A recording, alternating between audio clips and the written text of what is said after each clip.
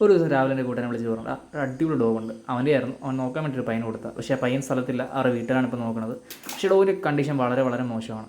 എന്നിട്ട് ഈ വീഡിയോ അയച്ചു തന്നു. വണ്ടി ഇടിച്ചുകൊണ്ട് നമുക്ക് അതിനെ എടുക്കാൻ പറ്റില്ല കേട്ടോ, കാരണം വണ്ടി ആ സമയത്ത് നമുക്ക് കിട്ടിയില്ല. പക്ഷേ അവർക്ക് പെട്ടെന്ന് തന്നെ ക്ലിയർ ചെയ്യണമെന്നുള്ളതുകൊണ്ട് അവർ വേറെ 2 പിള്ളേർക്ക് കൊടുത്തു.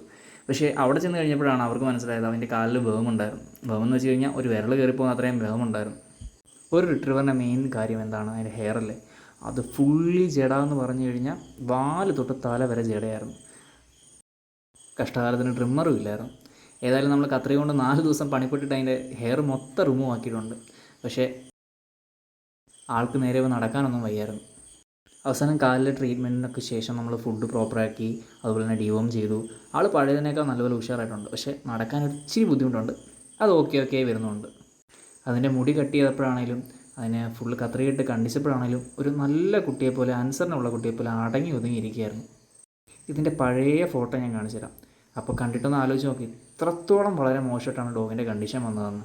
ഇനി മൃഗസ്നേഹിയെ കുറ്റം പറയാൻ പോകുന്നത് എവിടെ അറിയോ, ഇത് കൊടുത്ത ബ്രീഡറിനെ, ഇത് വളർത്തിയവരെ ആയിരിക്കും. പക്ഷെ ഇവരാരും റെസ്ക്യൂ ചെയ്യില്ല ഇതിനെ, കാരണം അവർക്ക് പറയാനേ അറിയുള്ളൂ.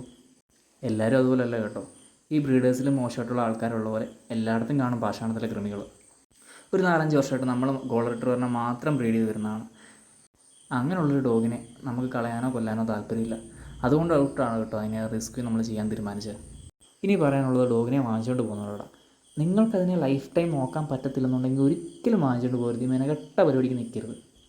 സ്നേഹത്തിൻ്റെ കാര്യത്തിലും ലോയൽറ്റിയുടെ കാര്യത്തിലും മനുഷ്യനൊക്കെ വെല്ലുന്ന സ്നേഹം തന്നെയാണ് ഡോഗ്സിനുള്ളത്. തേച്ചിട്ട് പോകുന്ന കാമുകികൾ എന്തുകൊണ്ടും നല്ലത് വീട്ടിൽ വളർന്ന പട്ടി തന്നെ. ഇതേ സുന്ദരിയുടെ ഫോട്ടോ പഴയത് ഇതായിരുന്നു കേട്ടോ. ഇങ്ങനെയിരുന്ന ഡോഗ് അതാ അങ്ങനെയായി മാറിയത്. ആളിപ്പോൾ വീട്ടിലെ എല്ലാ ഡോഗ്സുമായിട്ടും കമ്പനിയാണ്. ഓടുന്നു ചാടുന്നു, പക്ഷെ നടക്കാൻ ഒരു ഇച്ചിരി പ്രശ്നമുണ്ട്. അത് ഉടനെ തന്നെ ശരിയാവും.